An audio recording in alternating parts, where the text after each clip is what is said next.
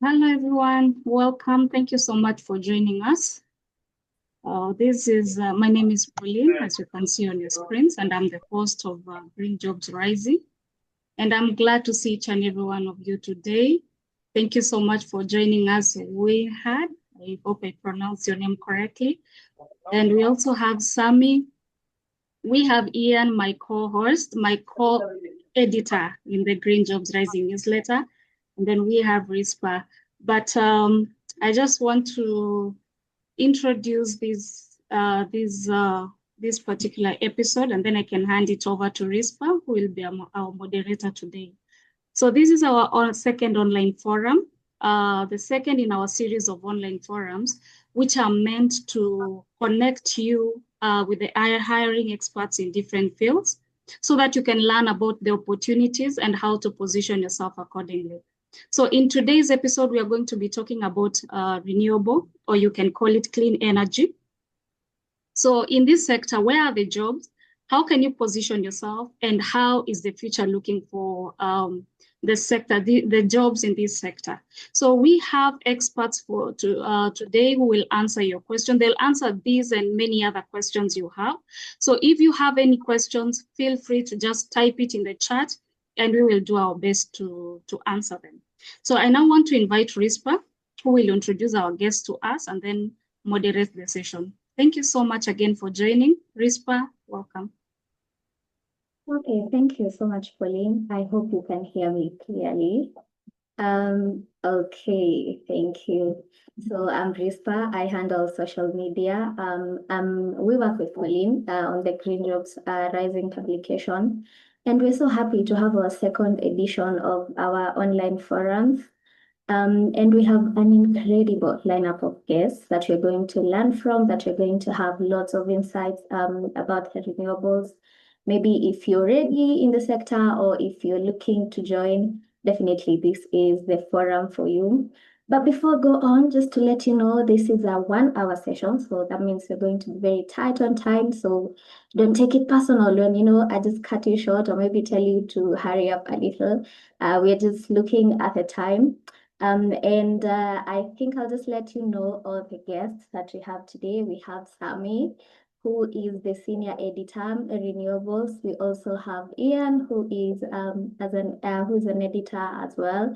We have Wihan Dijaga. I hope I pronounced it well. Who is a talent acquisition specialist at Cross Boundary. And then we have Jane Assemble. This is the second time we're having Jane, and we're very happy to have you and looking forward for more insights. We hope to even have you again and again. And then finally, we have Pauline and I. And I hope by the end of the session, we're going to have learned a lot. You're going to walk away with so much knowledge. And I think as of now, let me hand it over to Sami to just give us a brief overview, and then we can head over to Ian. Sami, take it over. Yeah, thank you so much, Rispa. So as you have heard my name, Sami Jamal, I'm the one leading the Renewables Rising newsletter that has partnered with the Green Jobs to host this webinar. And for us at Renewables Rising, we talk about everything in the clean energy space across Africa. And this even includes sharing jobs with you for people who are looking for opportunities here and there, and sharing the key developments, either in terms of technology, policy, investments, funding, and project development across Africa. So we give you the breakdown of the key things across Africa. It's easier for you to be able to just track the trends of the things that are happening and position yourself for the future of the clean energy sector. And it's a newsletter that goes out 3 times a week. So each and every Friday, you get the opportunity to view the jobs that we provide for you. And that is usually done by my colleague, Ian. Yeah, so just yeah, Ian, you can quickly take over and just do a short introduction of yourself and the things that you do. All right. Good morning, everyone. My name is Ian Msembi, and I'm a Green Energy and E-Mobility Analyst at Continent Rising. So as you've heard, my part of one of my roles is actually tracking the job opportunities across the renewable sector, mobility, and actually sharing with Pauline the green jobs so that we can actually give an opportunity for every young personnel over there outside across Africa or beyond our borders, and also for people who would like to transition to green skills. So for more than a year right now, we have been monitoring these openings and on a daily basis. And looking into the sector, one of the key insights is that as part of the industry mainly hires, like people have this notion that these mega projects are actually looking for the skills which actually go beyond even the middle or the junior levels, but there is also a strong demand for talents across all these roles. So maybe I can just give an overview. Or in a week we track more than 100 jobs, and these are new roles which have been posted over that period, the period of 7 days only. And more than 30 of these roles are actually junior levels. So we have different expertise being sought. And workshops like these are very important because they help young professionals understand and get the opportunities and the skills and see what is needed so that they can actually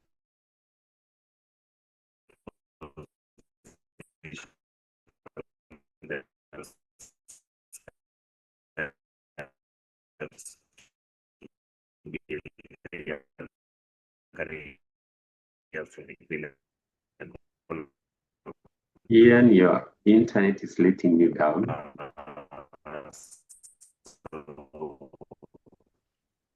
Thank you. It will be Yeah. a very engaging one. Yeah. Do you respond? Hey, is Ian still here with us? Oh, okay. Yeah.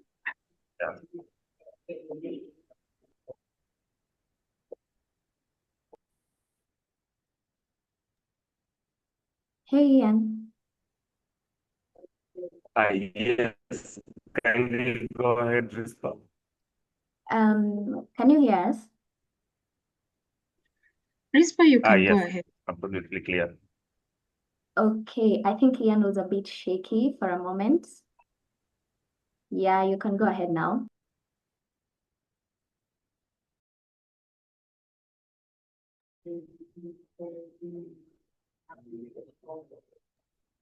I believe he handed it back to you. Yeah, I don't know if you're saying Ian or Vian. I'm happy to go next if I'm up next, but let me. Rispa, could you clarify? Do you want Ian to proceed or we have to take over? Okay, can you hear me clearly? Yeah. Yes. Oh, okay, okay. I think we lost Ian for a moment. I hope I was also clear. Yeah, I think Wehan, you will go next. Yeah, you can just take over. Sure, 100%. Okay, cool. I'll give a quick introduction on myself, just so that you know the perspective that I'm coming from. And then I have a couple of things to share related to my experience as someone who's been involved in a lot of the hiring for the renewable energy sector across the world, but especially Africa, which has been my focus. So I started my career almost 10 years ago. I worked for an agency called Altgen that focuses on renewable energy projects across Africa. Um, Unfortunately, but also fortunately for me, there was a person at the company who was extremely strong on the engineering side, which meant that that field or that sector of the industry was really well covered. And then I started working a little bit more on the finance side of things. So eventually, I got exposure to all of the different streams, from ESG and legal, obviously engineering, but also the finance and the supply chain, community focused people. So I've looked at all of the different kinds of roles within renewable energy.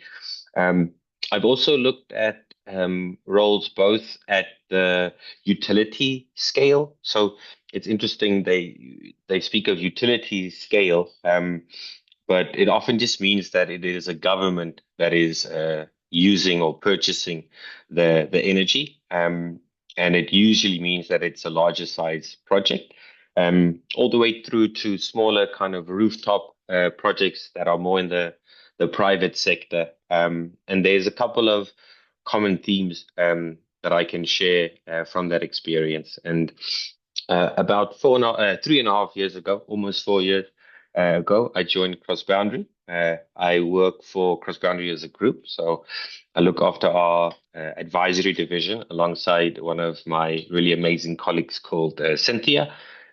She used to work at A&K in Nairobi before she joined Cross Boundary. So me and her do the hiring for Cross Boundary across the world alongside our really strong teams. And I've also really focused on cross-boundary energy during this time because we've experienced such rapid growth, which I think also is reflective of the market generally within Africa. So the things I'd like to discuss with you today, I've broken it up into kind of five main topics. I want to discuss where I see growth in the different renewable energy or green jobs. I want to speak a little bit about the skills that matter and what employers look for.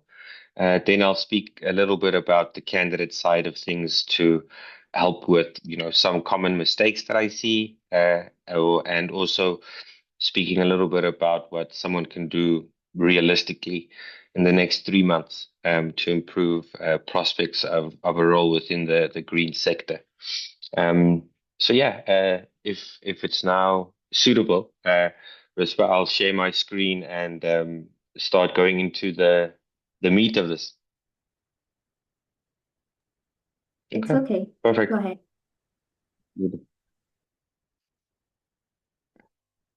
Okay. You should be able to see my screen now. Can you guys see? Yeah, I can see your screen. I hope everyone is seeing it. Okay. So, yeah, I've really tried to focus on the job market within the renewable energy sector.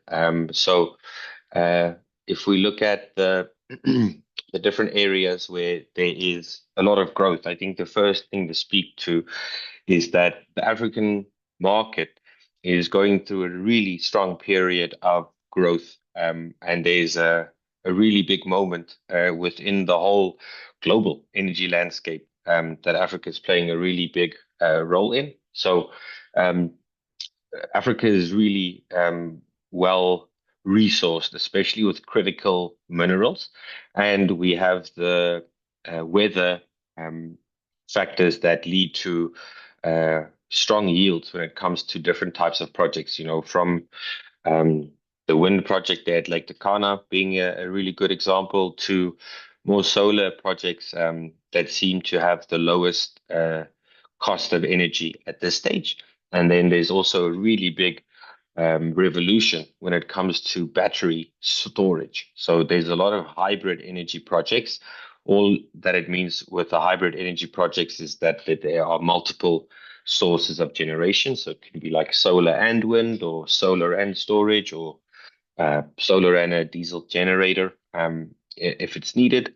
And I think that the demand for these resources from the African continent means that usually a lot of sort of greenhouse gases and the damaging things for the environment are created when we do things like we extract minerals from the ground to make solar panels and make batteries. So it can feel like a little bit of a catch-22 to enable the green energy. A lot of dirty stuff needs to happen. And I think this is where there's a really big moment for Africa when it comes to renewable energy, because we have the opportunity to break that chain.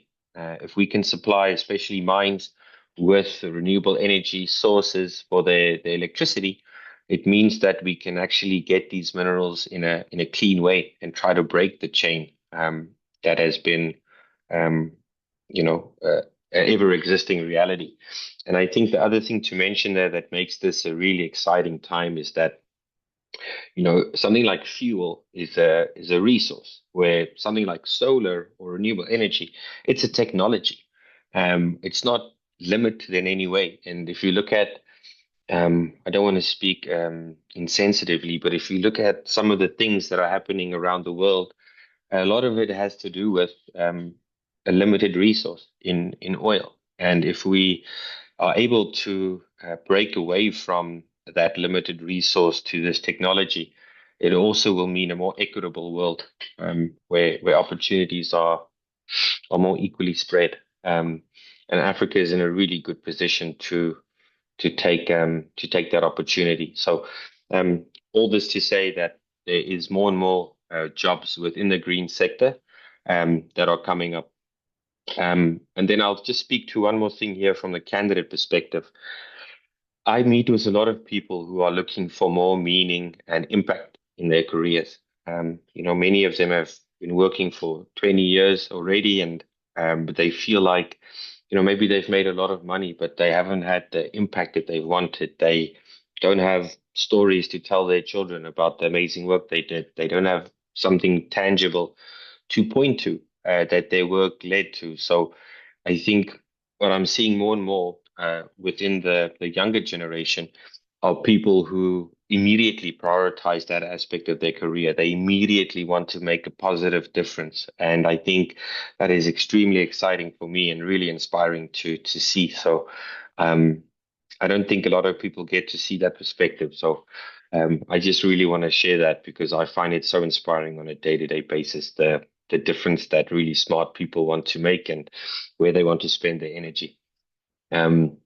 Okay. And then if we look at a couple of the types of opportunities that I'm seeing most frequently. So there's obviously the whole, engineering side of things. It's a big factor. Here, I'll say that solar energy and battery storage are mostly focused and done by electrical engineers. It's not only, but it is the mainstream for education that I've seen for solar and battery storage projects. Then the second type of engineering I see most often is mechanical. Mechanical engineering plays more of a role when obviously something is moving, right? So wind power, wind farms require a lot of mechanical engineering. And then finally, I do see civil engineering quite often as both, there needs to be an understanding of how the solar panel or the wind turbine fits into the ground. But there's also a really strong project management aspect from the civil engineering side that I think is a really important part of getting these projects done in Africa. And I also feel like Africans are particularly well suited to do this work in Africa because there's always small nuances that one needs to understand. It's not like you are building this thing in a lab. It's a real place that has real challenges. And, I remember one of our projects we had in Madagascar. We built the fence around the project, which is almost like, step one. And then the wind changed and the sand, the dunes moved, and like this much of our fence ended up being above ground. And then you need to make a plan and still deliver on time. So it's really important to pick up this practical understanding as opposed to the theoretical knowledge. It's really the thing that at the end of the day can make a really big difference. So that's very much on the engineering side. So to speak to a little bit of the other things, right? So project development and origination is a really big part. So I'll explain it to you this way. It works a little bit differently at each place, but basically, a project gets originated by a business development team, and then it goes through different phases as it moves through, hopefully one day producing electricity. So once you have the project awarded to you by a particular government or a client, you need to reach a signature of all the different documents that assign the benefits and the burdens throughout such a project. And the founding document very often is a power purchase agreement. And this document is negotiated and everything is aligned with the potential client by a project development team. Those are often generalists in the sense that they will be engineers who maybe have an MBA or a CFA or just some commercial or financial related experience. Or it can be someone with more of a finance or a legal background who then got exposure to more of the engineering side of things. So there's a really big shift towards more generalist skill set who can see the whole picture, where in the past it used to be these really highly specialized skills. So I think what that means in reality is that it really pays off to be curious. It really pays off to not just focus on your kind of expertise, but learn what others are doing, and that eventually enables you to make big decisions. Okay. Um, Let me just quickly check, Rispa, how long do I have to talk? It'll just help me determine the level of detail a little bit. Yeah, actually, I was about to say in the interest of time, but it's okay. You will have some other time to continue, but I Okay. can see a question. I can see a question here. It's about what other roles are there, or what other roles are growing rapidly in the renewables apart from engineering. We will definitely come back to that. But as of now, let me just welcome Dwayne. To just introduce himself and give us a brief introduction. I know he has been with us for the other online forum, but someone who didn't attend definitely doesn't know him. So, Dwayne, over to you. Thank you, Rispa. I'll introduce myself and actually answer that question, which was my lead up. My name is Dwayne. I work for Shortlist, based out of Nairobi. I'm a project manager with Shortlist, started out as a recruiter. And basically, where's title is where I want to be. So I'm very inspired as well. I manage our youth employment projects across Africa for the clean energy sector and the digital sector. And so I see, yeah, a lot of my work is helping the youth get into jobs. The question about are there other rules? Yes, within the clean energy sector, as companies expand, as they scale, they always will need what we call business operation roles, and that is HR. We see a lot of HR, finance, customer service, logistics. So there are other roles in the sector. They don't necessarily, and I say this because when I got into this kind of work, I thought you needed a special green certificate. But roles like that just need transferable skills or experience. Um, Great. Rispa, do you want me to continue with what I was supposed to talk about? Oh, yeah, you can go on. Just continue. Cool. So I'm going to speak about, general guidance on job applications, positioning yourself in the sector and interview prep. Um, I guess for us, especially as a recruiter, I still call myself a recruiter. The first thing we see is your CV, and your CV is how I like to put it is we're not going to be able to call you immediately and find out what else is nice about you. So that's the first thing we're going to see, and that's the first impression you should make. I know we say this a lot, but for the people who haven't had this before, formatting is key. Just a nice, clean format PDF would go a long way. And how a typical format would look like is your name at the top, your contact details. Again, it sounds very obvious, but I've seen so many CVs without contact details.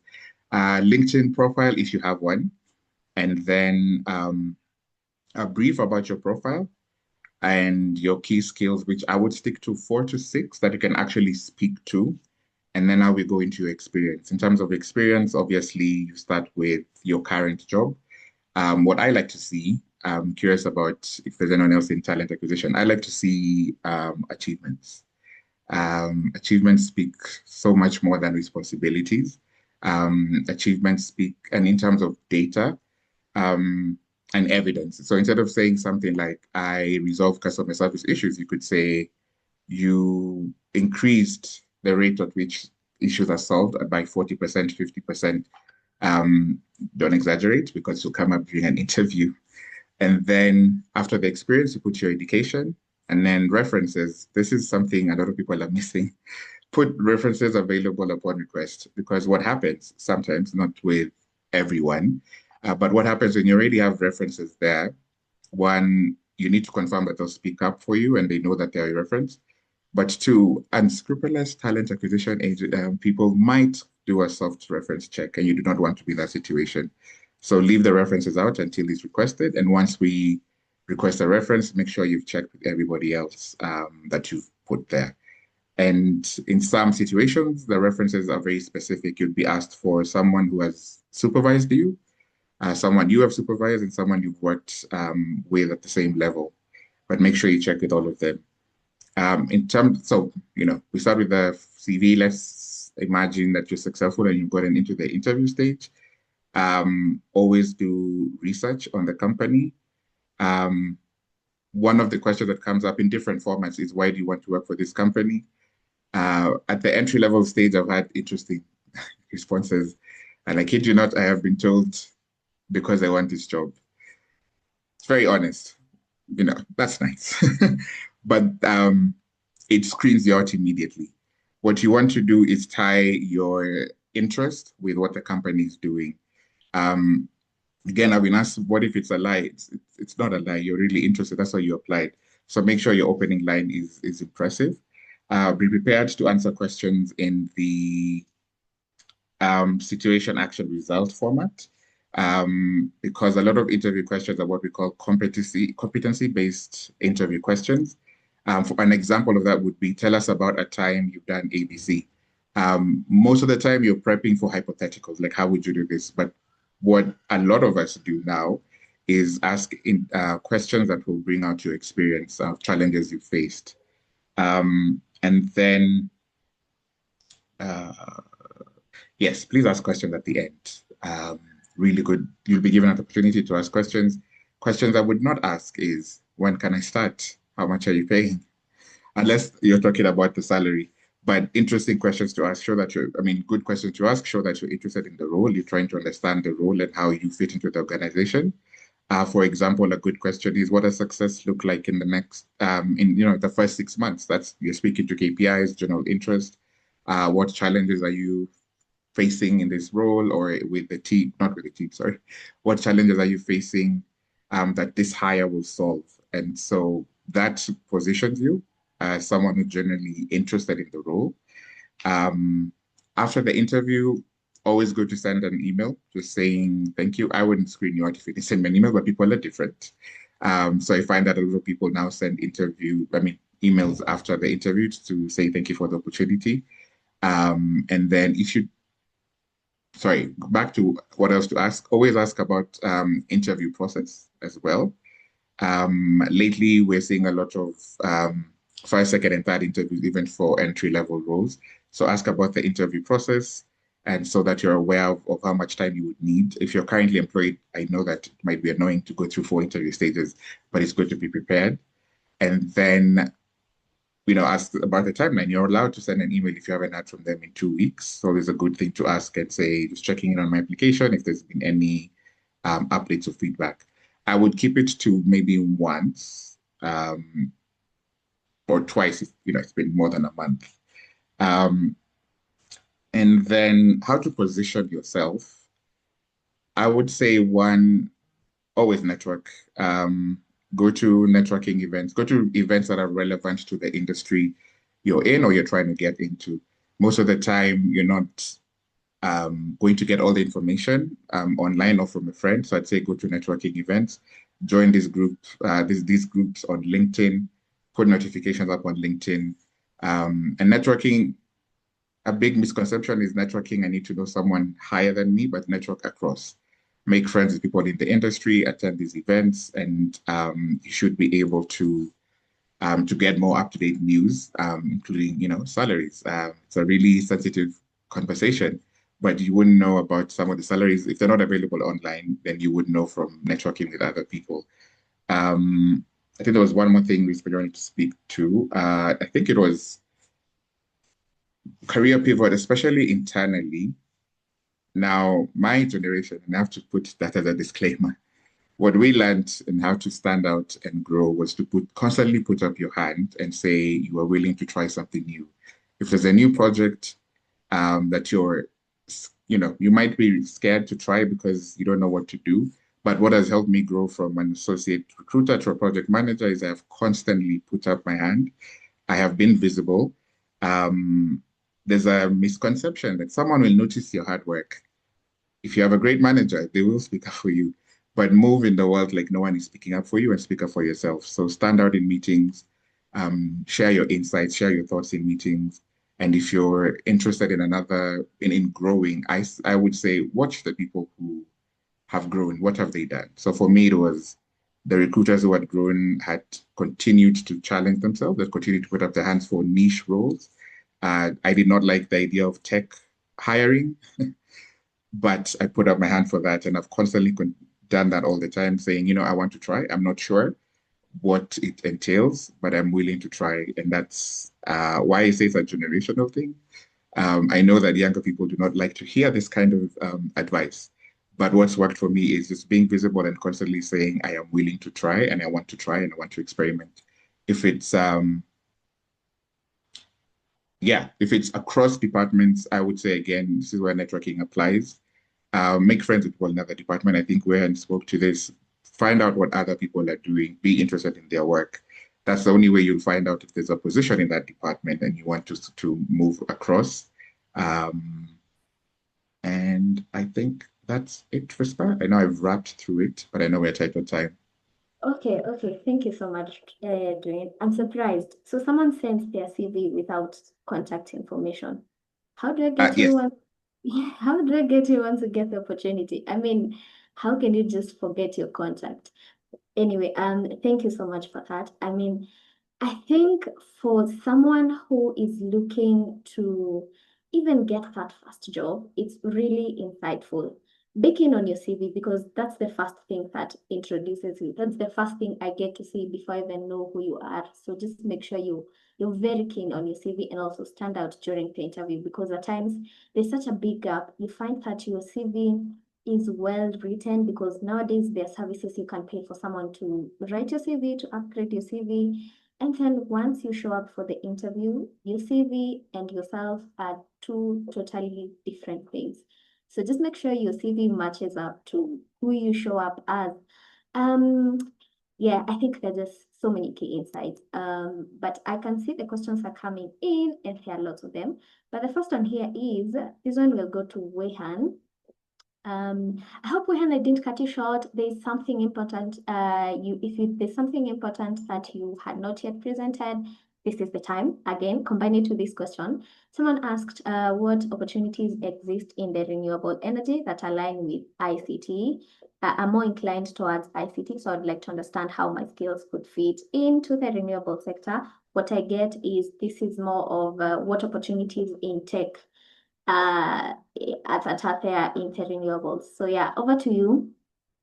Yeah, I'd love to speak to this one. I think that there is actually more and more. Look, ICT is a really broad term, right? But the strongest place I'm seeing it in renewables is the data side of things. So if you have a solar farm, right, and it has, I don't know, maybe 100 wind turbines, or it has over 1,000 of panels. Each of these things are providing data to your system consistently. And with AI becoming smarter and smarter, it's becoming possible to write code that actually will sound an alarm if certain conditions that have led to a failure in the past are met again. So you can do really amazing things. And the way that the renewable energy projects work in terms of how one gets money from them, right? It is most often what the plant produces is what the client pays for. So if you look at a 20-year power purchase agreement, right? If you can increase the efficiency on the plant with 1%, it seems really tiny, but it's 1% over 20 years, 24/7, and that can make a massive difference in the economics of a project and how profitable it is. So I think the data sector side is most interesting. And I think that also answers a later question someone asked about remote or office-based work within renewables. Yeah, I think the data side is really interesting. Thank you. I saw Pauline. Pauline asked if it's true. This is to do. If you're offered a drink or something to take during your interview, does it mean that you should not take it? I mean, I don't know, Dwayne, if I'm offered No, coffee, should I take This it? has actually been, this has been trending in on Twitter in Kenya. So actually, yes.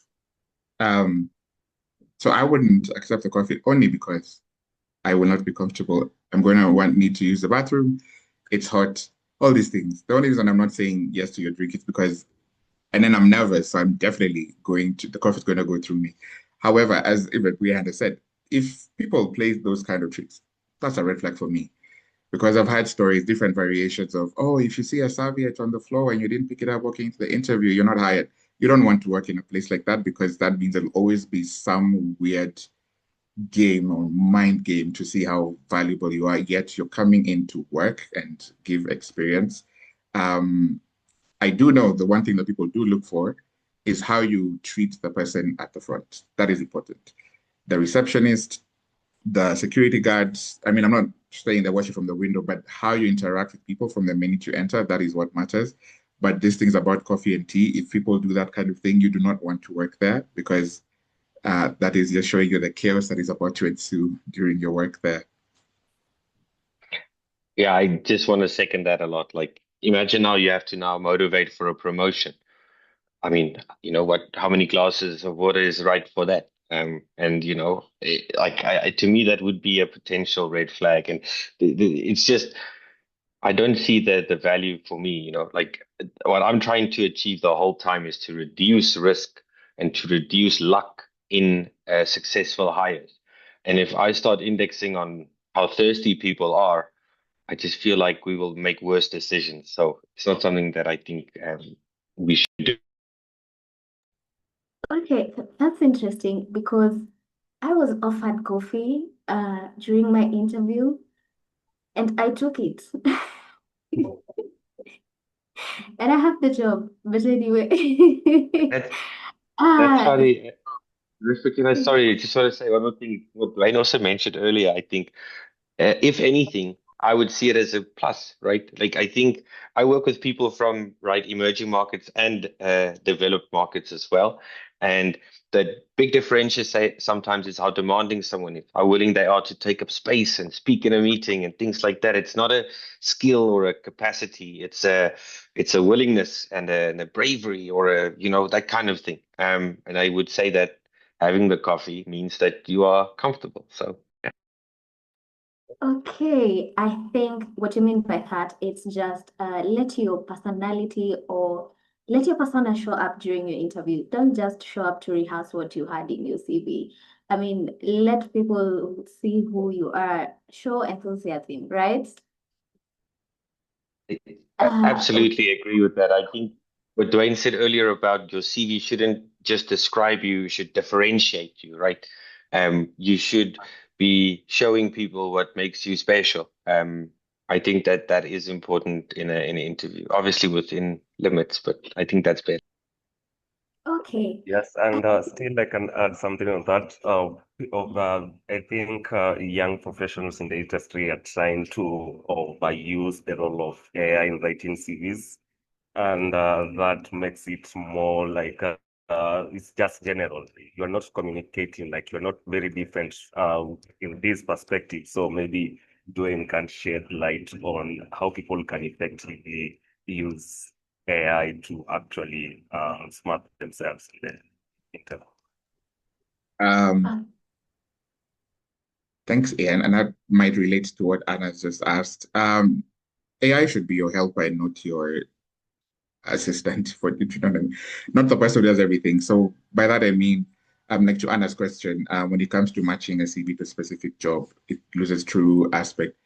How I would use AI in this situation is sometimes the what's written on the JD, you actually have the experience, you just use the different language. But if you're unsure, I would ask it, does this do I match this JD, or does this responsibility translate to this? And then use that to communicate better. You're not lying, you're not losing authenticity. You're communicating in a way that matches that role. Again, do not copy paste the job description, but use AI to tell you what that job actually asks. And if you match, one thing I've done for fun is put up a job description and my CV and ask to critique honestly. Do I fit? Where are the gaps? And how do I communicate the gaps? And then it helps you demystify the whole job description, and like you just realize, oh yeah, I can do this. I'm not using the right language. And where I'd be careful again with AI writing your CV, AI exaggerates. The CV might take you in, and then you get into an interview and you wonder, why is doing asking me all these questions? But that's because of what I've seen in your CV, and it's not translating in our conversation. And so again, use it as a helper, as a guidance. Ask AI questions. Sometimes I even ask it, where did you get this from? That doesn't exist. And it will tell you, oh, sorry, like it takes liberties. Where I would caution against AI is cover letters. And I only caution because I receive so many that are not even, that long dashes that reveal AI use. You're not even removing those. And that for me, it's like, okay. If you're going to use it for guidance, edit it, make sure again, it's not exaggerating your experience. Make sure it's using language that you would use in a conversation, because again, you might go through with a cover letter. It's amazing, you've edited it, but then when you come into the interview, I'm not hearing the same language as in the cover letter, and that would be a concern. Some organizations do tell you not to use AI at all. I'm seeing that a lot lately, but I'm not opposed to it as long as you know how to use it, to guide you and not to copy to create a whole new personality for you. Okay, so please do not submit a CV or cover letter that starts with, yeah, sure. Here is your CV or your cover letter. Please don't. So I see a question here. This is to Weihan. I'm curious to know the conditions you look for to qualify a project. I imagine that there are possibly many projects available to pursue, but how do you choose one over the other? Weihan. Yeah. Onyi, that's a really good question. It's one that we keep asking ourselves a lot, and the answers have really changed actually. We first focused a lot on rooftop type of projects, right? For example, at Garden City Mall, there's a cross-boundary energy system on top of that mall. Then we actually went even more into the commercial and industrial rooftop space. We developed something called REDS, rapidly renewable energy, like rapidly deployable renewable energy, right? Where it would be a one contract situation, nothing complicated. But then we started doing our first project in the mining sector. And our experience was that it's a similar amount of work that goes into delivering the projects, but the scale, both in terms of the returns that we can make as a company and the impact we have on the climate, is much bigger in these mining types of projects. So at this stage, we really focused on the mining sector. And then within that sector, how we determine what we really go for is we look at the different risks, right? So there's country risks, currency risks, ESG related aspects that we look at. There's obviously the big commercial question. Is this going to be a profitable project for us? Can we deliver the project at a price that everyone wins, where the client saves money, we make money? And then we also look at the resources we have available and the resources that competitors would have available to go for that project. We at Cross Boundary Energy prefer to go to where projects are very difficult.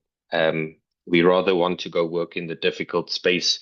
We'd rather go to the nightclub that has a really big entrance fee, right? Because once you're in, you tend to have a better time. So that's the strategy. Thank you. Yeah, I have unmuted. I can see we have more questions here.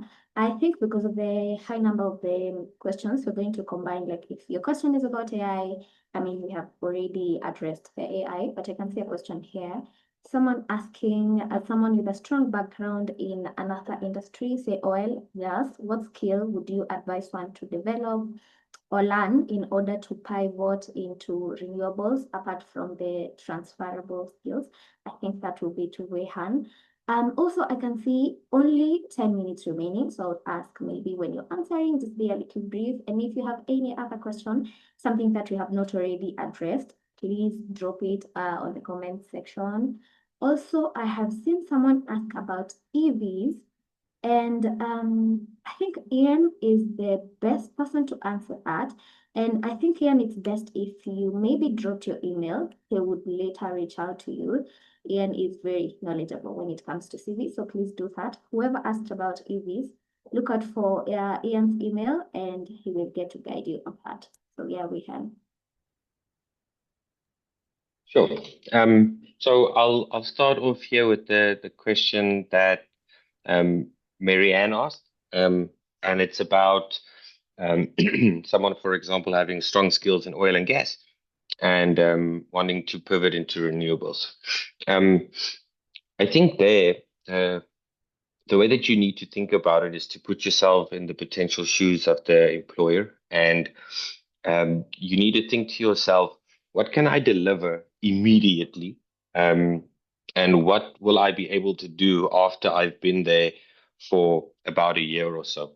Because I think so many of the skills in, for example, oil and gas will be similar. There'll just be little nuances within the energy renewable side of things, right? So you need to think to yourself, okay, I need to prove two things to them. I need to prove to them that once I have understood the small nuances that's different, I will have a higher ceiling than someone that has just experienced, just renewables for now. And then you need to prove to them that you can still add some sort of value while you are doing that upskilling of yourself over a, 6 month to a year period. So that can really take a lot of different forms. You can do a course in, solar. You can do any kind of internship in the right kind of company that does this type of work. You can just show on your CV how the skills are similar and that you've also thought about the fact that certain things will be different. And it really gives comfort. I think one of the worst things you could do is to go into an interview and say to someone it's exactly the same. I think what would be stronger is to actually say, these are the things that I think I can bring with me that are really going to be helpful. And these are the things that I think are going to be difficult at the beginning. This is how I'm going to actually make it work. And once I've made it work, I'm actually going to have more than someone who's just been from a particular sector. So I think that's the type of argument or position you need to make to do the transferable skills. Okay, I'm seeing a lot of questions on career pivoting. Like, I am in this field, how can I pivot here? I think we would really love to know what are your years of experience? I mean, this is to our audience. Just I think we have a poll. Ian, kindly launch a poll just to get to know your years of experience. And maybe in future we can even keep, okay, I'm seeing them. Oh, thank you. Please just click on years of experience. Yeah, I can see it. I can see it. We have, as at now, 0 to 2 years, 33%, 3 to 5, 35. Oh, okay, it's changing constantly. Okay.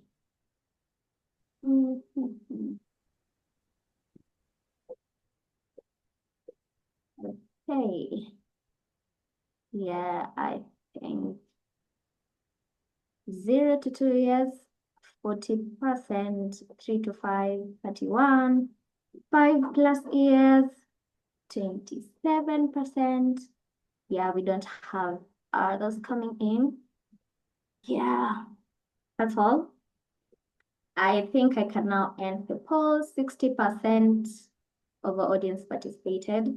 This is a chance. This is a chance. If you really have not participated on the poll, please do, please do. I'm about to end it. Yeah, I think we have it. We are at 64. So, let me share the results. Okay. Yeah, so 0 to 2 years, that's 41%. 3 to 5 years, that's 32%. 5 years, that is 26%. So that makes the bigger number of our audience 0 to 2 years. Okay, I think we are learning a lot, especially when it comes to how do you pivot, what skills do you need, how do you need to place yourself when it comes to being visible. But I have a question, and this one goes to Dwayne as I look for one more question because I can see we're running out of time. We just have 5 minutes. Hi, Dwayne, you mentioned something about LinkedIn. How can I curate my LinkedIn to talk or to communicate or to show who I am? What sections, what exactly do I need to put out on my LinkedIn for my visibility? One, your LinkedIn is just basically your experience, your CV online. So the first place to start is to make sure it ideally matches your CV. And then, share insights based on your interests or what you're currently working on or the sectors you're interested in, reposts, comments, likes, but the core of it is your LinkedIn should look like your CV. Well, obviously, just responsibilities, and it should match because most people would start there. If they're looking for, if I'm recruiting, I mostly go on LinkedIn first, especially if I'm getting low volume of roles. And so if I come across your profile and I only see name and title and nothing else, then I'm likely to move on to somebody else who has more information on their LinkedIn. But in terms of visibility, it's perfect. You can share industry insights, project insights, of course, check with your employer. And that would put you in front of the different audiences you're trying to target. Okay. Thank you for that. I think we only have 5 minutes remaining, and I can see we have lots and lots of questions. Please, you can also direct the questions in our email. I know you got the notification about this webinar from our newsletter, and we have an email on our newsletter, so you definitely can continue channeling the questions, and we're going to take care of them. We are also going to continue guiding you. And before we wrap up, because I can see we have 5 more minutes, Sami, I'll just want you to tell us, how do we subscribe to the Renewables? As someone who wants to get into the industry, as someone who wants to pivot or to transition from a certain career into the Renewables, how do I get to subscribe to the newsletter, to get insights, to get the trends? Fami, over to you. Yeah, thank you, Rispa. So let me just share first the link here, the charts.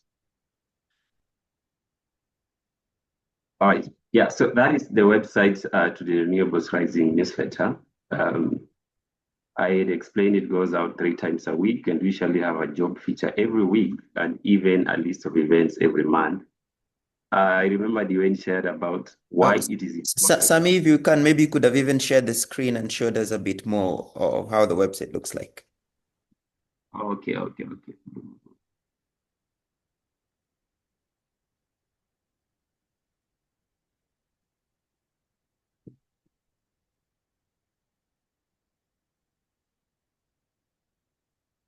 Right. Can you be able to see it now?